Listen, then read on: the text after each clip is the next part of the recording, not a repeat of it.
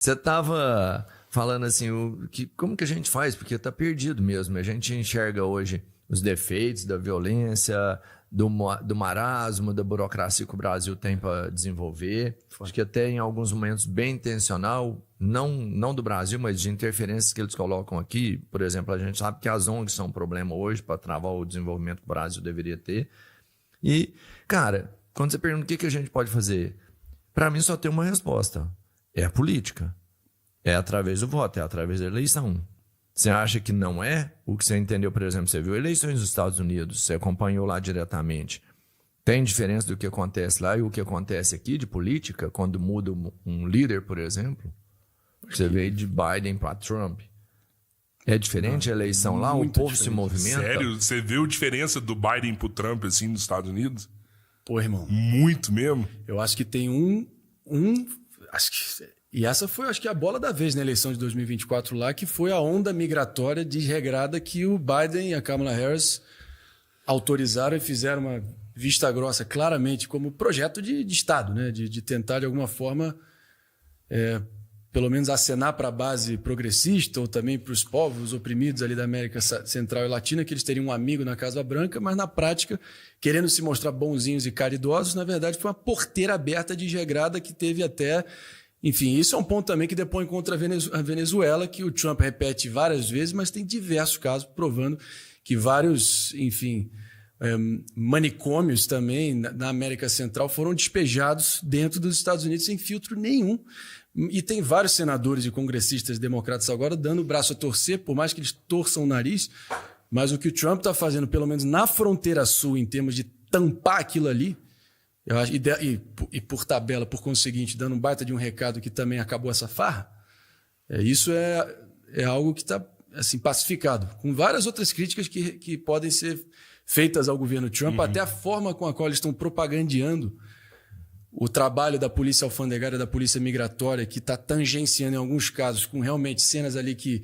Beleza, vocês não precisam na porra da página oficial da Casa Branca botar uma música da Sabrina Carpenter tocando, enquanto tem lá um cara com polícia migratória, ICE, Immigration Customs Enforcement, porra, descendo a lenha numa mãe latina. Que isso? Morreu, né? Maluco também, que isso? Tipo, pra quê? Entendeu? Você querer erguer essa fachada de fortão em linha dura e lei e ordem intransigente não precisa com que você, enfim, faça esse tipo de demonstração, na minha opinião. Isso está gerando um dano na opinião pública que estava quase que unânime, pelo menos na frente de imigração, apoiando o Trump e reconhecendo que, porra, beleza, realmente as invasões ilegais despencaram abruptamente, sensivelmente, desde que o Trump assumiu o controle. Agora, também, como eu te disse, no caso do Brasil, acho que é flagrante, irmão, como que nem sempre as alavancas das tarifas geraram o resultado pretendido para gerar prosperidade econômica. O Trump fica se apoiando muito de que... we have trillions of new contracts, trillions of new jobs, we're going to have billions and billions of people. Ele fala no sentido de que essa promessa de contratos que foram feitos em acordos, como realmente rolaram, União Europeia, Japão, Indonésia, Filipinas, a Índia já estava avançando, a China em alguns teve avanços consideráveis também. É como se o Trump... aquela viagem dele também, o alinhamento que ele está tendo com o Catar, Bahrein, Emirados Árabes Unidos, chega a superar uma... Até para o Trump, a forma que ele está falando de reverter a dívida de 33 trilhões de dívida pública americana, que vai gerar uma insolvência catastrófica para gerações futuras não muito lá para frente, é também, de alguma forma, ele usar as tarifas para poder fazer uma receita sem precedente para o Tesouro americano. Em grande parte isso aconteceu, mas, por outro lado, essas promessas de contratos trilionários são promessas de 10 a 15 anos, por exemplo. Ele anunciando também que uma grande empresa taiwanesa de chips vai poder fazer uma mega fábrica no Arizona. Isso vai gerar empregos, divisas e também uma capacidade de gerar receita ali. Mas até ficar pronto e começar a gerar tudo ali demora. E ele está com a arma no pescoço, entendeu? Ao mesmo tempo que ele está prometendo a era dourada americana, parece que essa prosperidade pode até acontecer e tem uma perspectiva concreta de acordos já feitos e realizados por ele, porém... vai demorar um pouco, né? E o imediatismo do americano médio e do brasileiro médio é poder fechar um mês, pô. Então, não tem conversa. Então, ele tá em maus lençóis agora para a eleição de meio de mandato, que se ele perder as duas casas, esquece. Ele vai ser empichado de novo e vai virar aquela vingança, né, dos democratas, vão querer tentar soterrar ele de qualquer jeito. Então, pelo menos, ele precisa manter uma das duas casas, que foi o que salvou ele de ter sido empichado ali em 2020, né? Quando ele chegou a ser empichado na Câmara, mas no Senado tinha maioria republicana e ele foi absolvido. Pô, e ele tem mão de obra preparada lá no território americano para fazer... vou industrializar. Você acredita que a população americana ela tá pronta para trabalhar ali nessa indústria? Não, eu acho que ficou muito... Porque acho que esse debate... trabalhar, né? O americano em si não é acostumado nem ao trabalho. Mas esse debate acabou muito reduzido ao meme. Porra, não. Você vai pegar lá, então, o Mike Wazowski, para pegar o nome ali, de Madison, Wisconsin, um sujeito da classe média baixa, branca, que teve os pais carvoeiros e o avô dele era, enfim, manufatura pesada, e esse cara hoje que está ali... Enfim, talvez viu os empregos dele sendo exportados ali para o terceiro mundo. Se esse cara... Realmente, a única forma desse cara ser contemplado... Ele que votou no Trump 3 vezes... Que realmente a única forma desse cara ser contemplado na nova economia é voltando ali para fazer o trabalho que o americano médio recusa a fazer. Ou seja,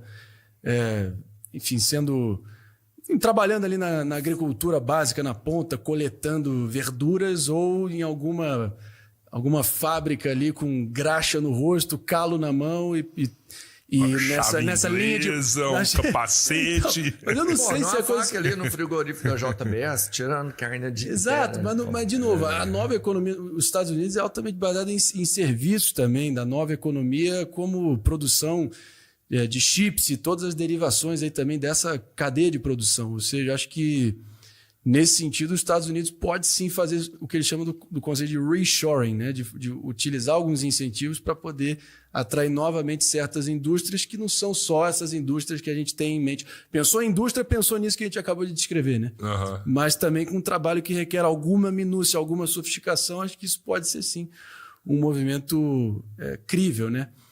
Mas, ao mesmo tempo, o próprio Trump teve que calibrar a rota algumas vezes, né? Quando vários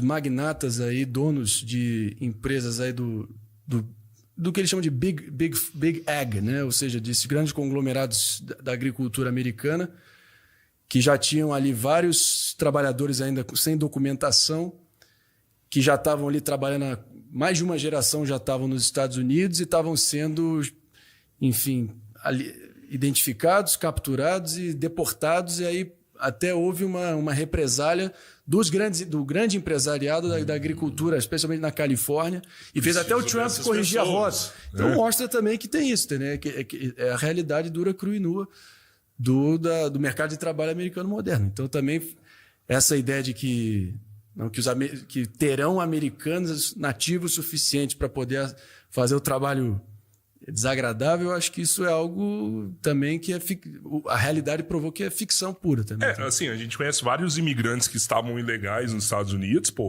e a galera tava na construção civil ali, sabe? O trabalho que o americano não faz. O cara tá lá no telhado ali, pregando, batendo prego, tá na pintura, tá passando fita crepe na parede para pintar um muro, né? Coisas que o americano não faz. Eu entendo que é uma mão de obra qualificada a hora que você coloca dentro de uma indústria, mas para você industrializar o país, você precisa construir a indústria. Né? Exatamente. Tem esses caras para construir lá dentro hoje.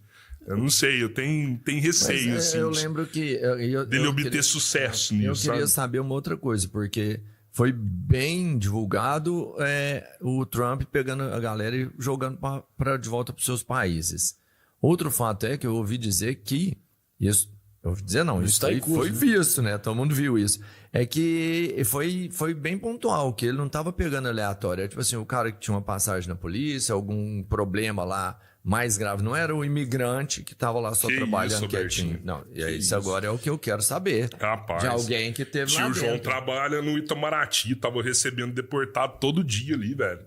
Porra, capaz, no esculacho mesmo. Ó. Igual o André falou. Eu acho que foi uma coisa mais... Tava no esculacho. Eu acho que, enfim, foi uma coisa mais desregrada, indiscriminada no início. E teve gente que, beleza, tecnicamente estavam ilegais, mas acabaram sendo ali, escorraçados para fora do país. Só que acabou que, enfim, os excessos contra uma minoria acabou mascarando um processo que estava se enfocando nos que tinham alguma anotação penal, que tinham alguma participação em algum crime lá dentro, ou que vieram, enfim, já com um passado, com alguma ficha criminal depondo contra eles. Acho que a vasta maioria dos casos ali de deportação foi focado nessa galera, mas aí passaram a ser herói indiscriminadamente, ou seja, de novo, excessos pontuais acabaram mascarando um trabalho que não é nem para eu julgar ou nós aqui, é para o americano médio julgar em grande parte, vendo como... Não dá para dizer que o Trump não avisou isso como parte central do plano de governo que ele estava se propondo, né? Sim, ele falou que ia fazer. Eu acho que... Também acho que, voltando à eleição de 2024, teve... Muita gente já atribui, porque normalmente quando as pessoas escrevem, os historiadores escrevem também o obituário, ou pelo menos a história de determinada eleição nos Estados Unidos, sempre salta aos olhos alguns episódios específicos, né? É impressionante como acho que já tem um novo consenso formado que foi uma propaganda do Trump no auge ali da eleição que cristalizou perfeitamente o espírito do tempo, o espírito da eleição e que deu a vitória para ele. Que foi lembrando que a Kamala Harris ela foi candidata na prévia democrata em 2020 contra o Joe Biden. Prévia essa que o Joe Biden ganhou. Mas a Kamala Harris era candidata no início. E ela tentou correr para a esquerda do Joe Biden, ou tentar ir para o flanco mais progressista, mais da extrema esquerda, para poder... Já que eles estavam lidando... Isso é um cálculo normal, né? Geralmente tem os centristas contra os mais ideológicos progressistas, vice-versa com os mais centristas da direita contra os mais conservadores na direita, né? Esse é o jogo da primária, né? Até que ponto você vai para o centro sem poder ostracizar a base, né? Fazendo essa mediação.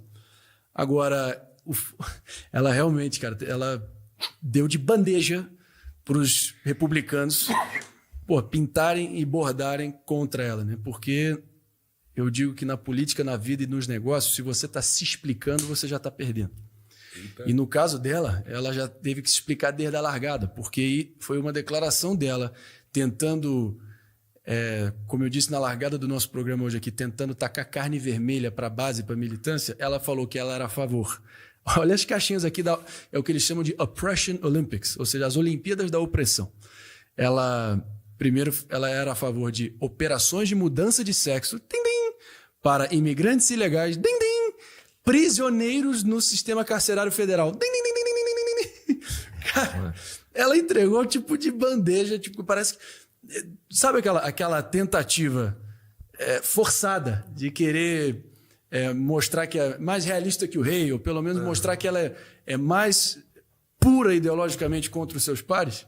Mas isso virou a munição que fez o Trump, na eleição de 24, dizer que... Porque, a comunidade trans, LGBTQIA+, lá nos Estados Unidos, usam a nomenclatura they, them, né? Os pronomes ali neutros ali para se referirem a toda essa comunidade trans, né? Eles e elos, eu acho, né?